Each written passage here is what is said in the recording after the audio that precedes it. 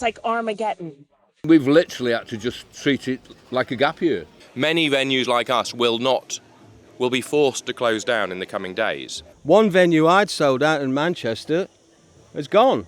I've basically spent all of my savings. I got fuck all. I mean, it's scary. It's scary for us all. We were in the middle of preparations. We were starting rehearsals with the artists. I had a German tour in April. We was meant to go into pre-production into Ibiza and start filming this year.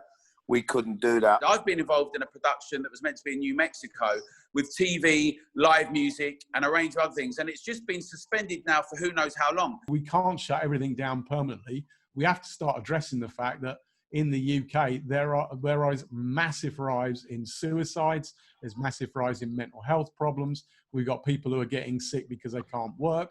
We've got people who are falling into poverty. Those are all health issues as well. And you look at who's being affected with those, it's the younger age group who are not actually at risk as much as the older age group. So that's the balance that you're talking about there, Andy. And we are not making that case yet. We haven't been brave enough to make it, frankly. It's affecting a lot of people badly. Life had changed lots. We could have blocked it off here completely. And in the end, if you say, have we made any money? I haven't made a fucking bean. I'm not going to make any money really off that gig. Do you know what I mean? It's just, we're doing what the Electric Ballroom needs to keep doing, you know, because I think it's really important that we have these grassroots venues and, you know, family history run venues. People say to me, oh, you know, there's some rich DJs out there, you know, fuck them sort of thing. But the reality of it is people live within their means. So they might well have their flashy houses in Rockalisa or whatever. But then if you're not getting paid 300 grand a night, you can't afford it anymore. So you can be just as broke, you know, being a millionaire as you can being, you know, somebody with less money with smaller outgoings. And all these guys that work for us, they make money for 2 months. I've never seen anything like this, you know, ever. Everything's gone next year. I had a 25-year anniversary tour marked up that was meant to happen in May. That was an opportunity to perform the album. How I'd never ever been able to perform it before. You know, people go, oh, the clubs are closed, the rich club owners. Well, there's 1,000 people around each of them clubs, you know, from the cleaners to the drinks providers to the security guys, the dancers. There's a whole ecosystem around that nightlife that people don't seem to think about these guys, you know, and yeah, it's pretty much a disaster, really. Prior to March, I'd finished a solo album for BMG, which is quite fun when you're 59. And I joined Reef, playing second guitar, and I'd written and produced their new album. And we just finished that in March. So we had my touring, their touring, and all of that kind of 2 records ready to release, 2 record labels. I'd never had so much fun in my life. That's why I was still doing it. Was kind of paying myself back for all the shit I went through when I was young. And within days, every, 50, 60 gigs, I mean, hundreds of thousands of pounds, just ridiculous. Armageddon for clubs now and live music. I started doing this when I was 15 in 1976. Gigging, playing to capacities and working men's clubs. I mean, it's kind of my last knockers. I mean, I'm 60 in a few months. My restaurant that I run has, been pretty much decimated. I had 6 friends die from it, so, and my uncle died. So it's sort of, it isn't a joke. And obviously, if you wear a mask, you're more protected than if you don't. And once they open shit up, I have friends who own bars and they opened it up at restaurants. Once they started eating indoors, the numbers went up. I mean, my cousin owns restaurants in LA. He had to close 3.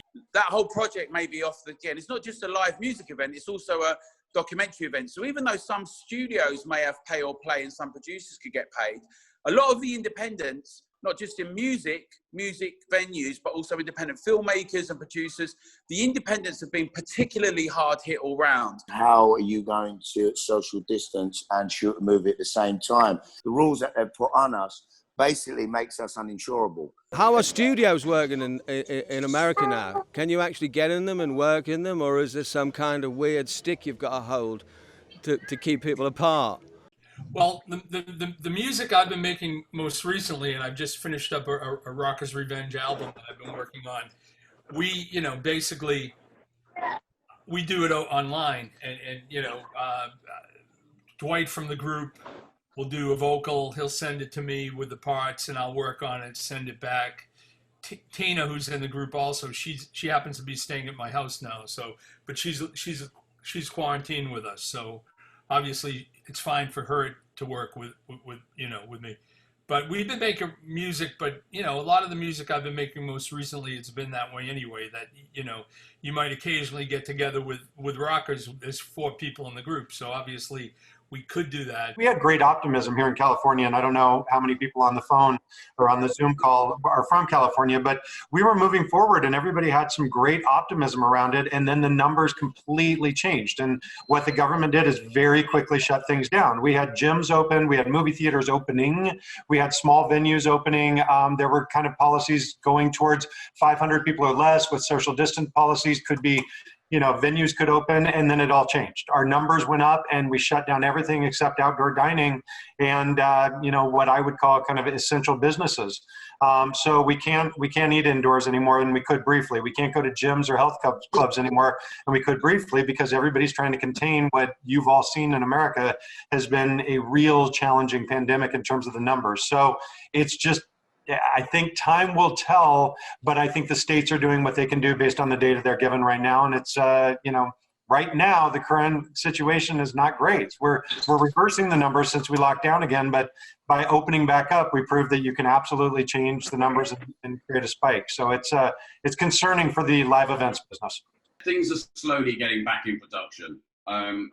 Initially it's really TV shows, certainly in the UK. In the US, a bit like what Brandon was saying, really, everyone was gearing up to go. The cinemas, everything in LA was opening. Production was slated to start happening within COVID-safe environments. That got put back a bit. I think what we're finding is, because of the movement now away from theatrical releases, with Universal's announcements a few weeks ago, and the way that the streamers are taking over, those streamers in the UK, they've all basically taken very long leases on all the main studios. So within the studio environment, they can create COVID-safe environments. And a film that we were co-producing, actually, called The Card Counter, was shut down by Paul Schrader, was shut down in New York 4 days before the finishing of the filming. Paul managed to get the cast together to finish the filming in Minneapolis about 3 weeks ago. So that got in the can. So, and Paul's over 70, he's in his mid-70s, so he's definitely at high risk. TV is opening very, very slowly. Every studio have infectious diseases experts working with them. And in June, there was a white paper released by the studios that's, I think someone talked about this, negotiating with the guilds and the unions about how that applies to them. And things are slowly opening up. Tyler Perry's been shooting in Atlanta.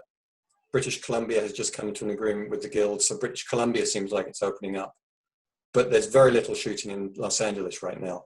The studios are really concerned because shutting down is way more expensive than gearing up. Because once you start rolling, there are various people, writers, directors, actors who are all pay or play. So they're all paid out for the entire for the entire length of a series. So it's all very delicate terrain. They pick off the things that are obviously unsafe, which is capacity places, clubs and gigs. And obviously that could be a problem. But there isn't any forward thinking on how to solve it apart from absolutely zero.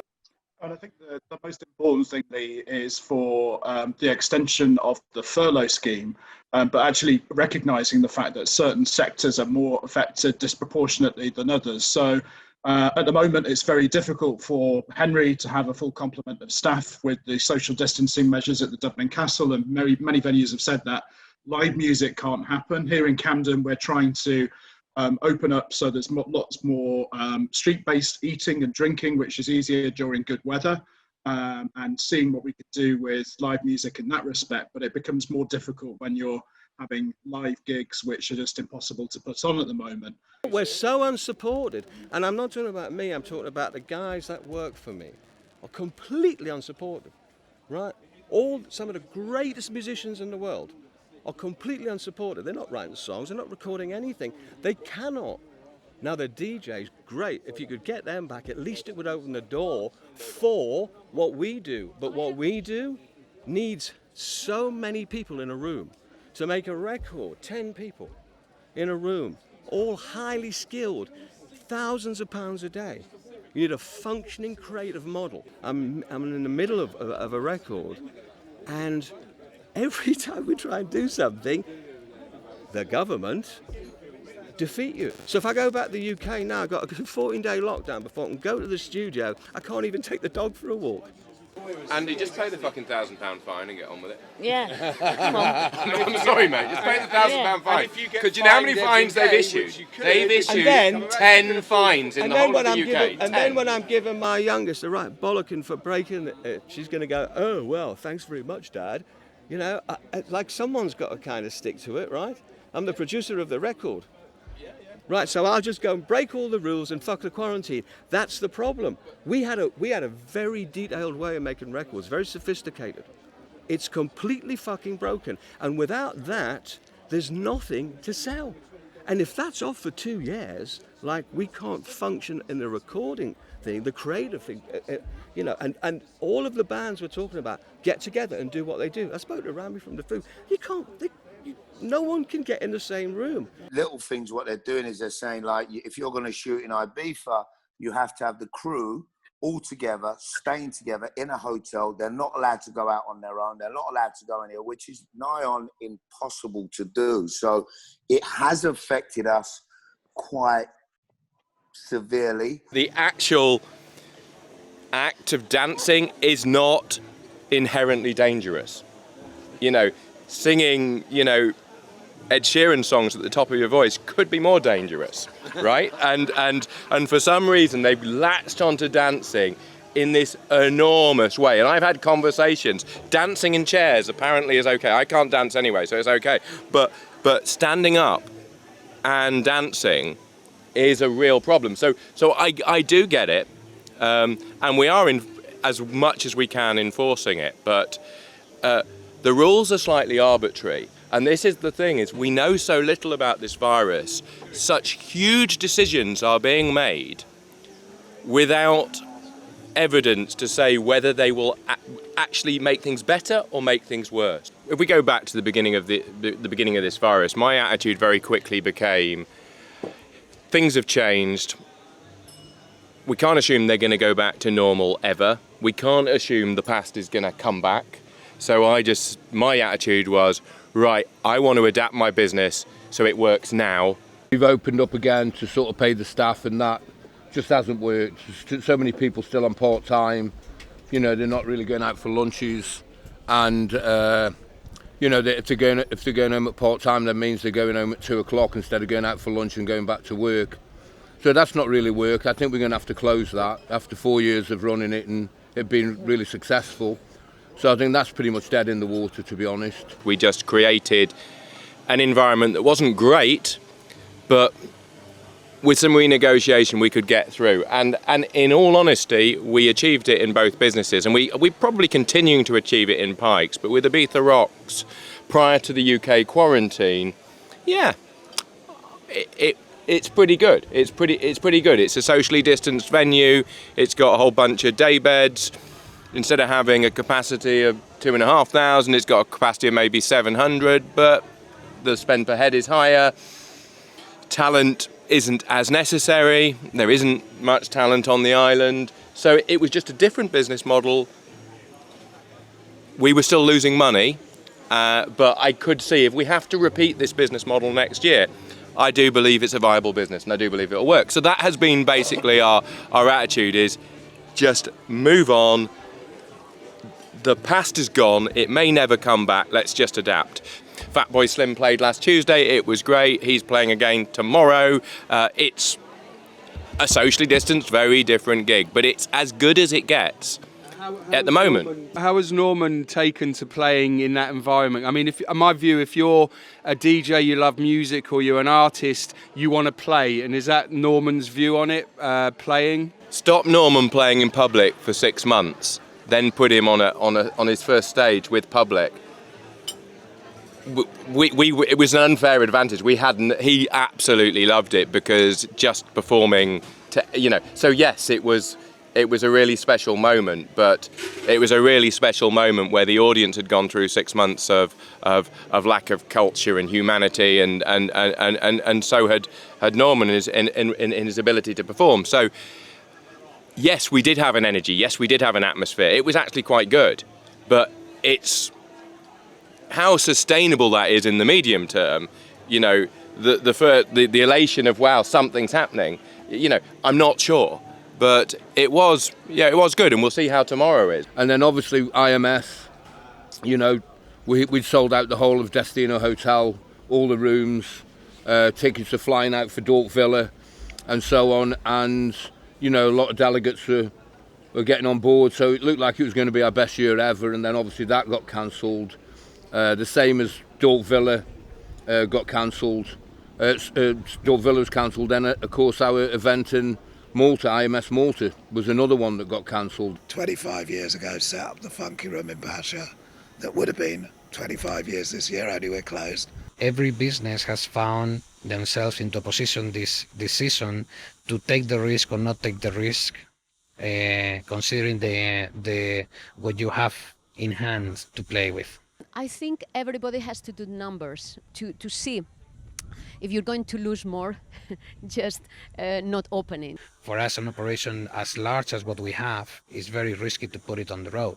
To start with it, to start the engine, it's very expensive. I think if this lasts only this season, we have big possibilities that they can survive, because I think 2020 is just to resist and try to begin a new 2021. But I am sure unfortunately, some of them will struggle. We're in a better position than others because we're a freehold business. We bought the place. But like me, most of my life with all the bars here, whether it was The Rock, whether it was God's Love Bar, whatever, we were renting them. So had we been renting, you'd be fucked. You can't sustain it. It's impossible. Because of our license, we were not able to open the space. We could not even think of trying that. And it's unfortunate. And every time that I go into the venue and I look at it and I see everything that is around and totally empty, I mean, it's depressing.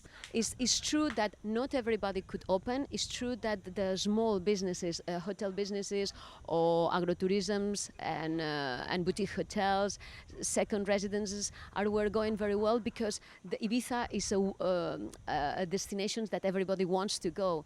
And little by little, the August was not going bad, was quite good with all the restrictions and all the things we know, no? But after the quarantine of the British government, after the German government, Holland, all the countries have warned the citizens not to come to Ibiza. This has been a big punch for the island, I would say. It's a forced year off, and it's really quite depressing. But at the same time, you've got to not let it be too depressing, or it will get you down. We've just got to. We've literally said this is a holiday. Manu's working really hard in the studio. And I'm lying on the beach and doing stand-up paddles. But what we're now seeing is continued changes. The virus is beginning to take more of an effect on the island again. The regulations are clamping down for understandable reasons. The winter will be long. And then when you look at my DJs, Manu probably had last year he had 130 shows. I think we'd already got about over 100 in the books for this year. And at $2,000 a show, that's 200 grand for the kid, for Manu, and my 20%, of course. But all gone. At the end of the day, completely wiped out. You lost like that, and you're back to reality, and that is 100% the point now. The island, you can see that it's getting into somehow a reset on the island. There's a reset coming up. Okay, and I think that only COVID, what has done is to accelerate that reset.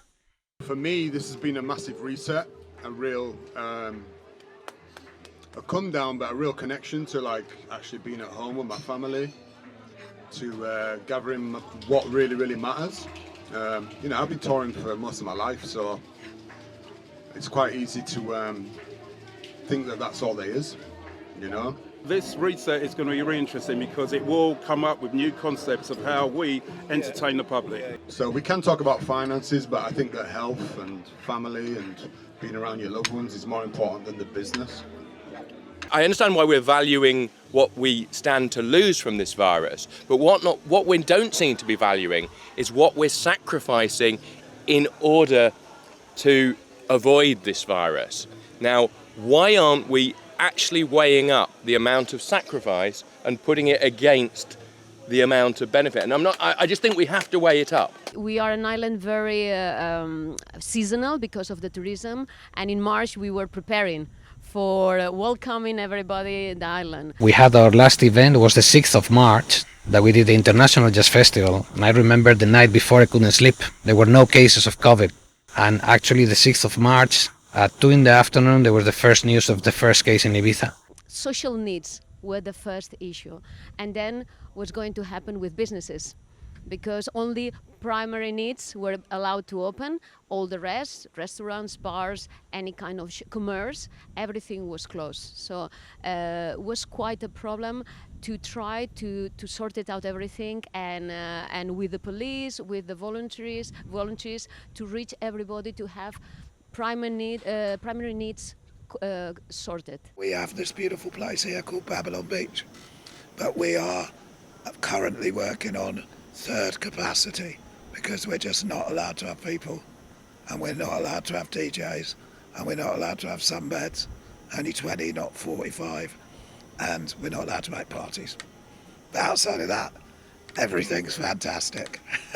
Yeah, so I have Banana Dance and Drama Academy for children and adults. We teach dance drama, and I've had to move out of my building because it wasn't really safe to keep all the children in a small space, so we had to have like limited capacity. So I had to move to a bigger venue where there's bigger space, and we've got indoor and outdoor space because we don't know from one day to the next if we are allowed indoors or outdoors, if they have to wear masks. It's just all over the place. Look, we've set up businesses we've had here for years. I mean, my husband has a party called Mischief, which was going to be flourishing this year, and it was really going on from leaps and bounds. But, you know, we've had to be controlled. We are still, thankfully, having the parties, and people are coming, and we're doing the seated rule, the social distancing. We can't dance, we have to stay seated, but people are showing their support. However, there's only so much that can carry on, where people lose the faith and they lose the passion for going out and being in those environments. This business is founded on genius, brilliance, right? You wouldn't be here without fucking Led Zeppelin and the Rolling Stones and people who spent dedicated years and everything they fucking made to making those records. And now it's completely shattered and it's kind of been ignored. Now you're going to wipe out a generation of creativity because there isn't the human touch. No atmosphere. I think they had to actually wear masks when they were sitting down. So it's just, I mean, what band wants to see your audience sitting there with like masks on their face, no expressions? It's crap. Now we have to say, if you had cancer or heart disease or strokes or a whole range of other things, even pre or postnatal, a lot of those people have been damaged by the response and reaction to what's happened with COVID. Now, we understand why there was a focus and orientation on them, but a lot of people have effectively ended up becoming far worse ill, or some people died as a consequence. The long-term effects are going to be huge. Obviously, I'm feeling for people that are really, really being stretched by this scenario that we're all in. But I think it's got a massive opportunity. I think it's got a massive opportunity for talent to shine through, because I think that a lot of that was being missing. I think hype has had a big play in the business we're in.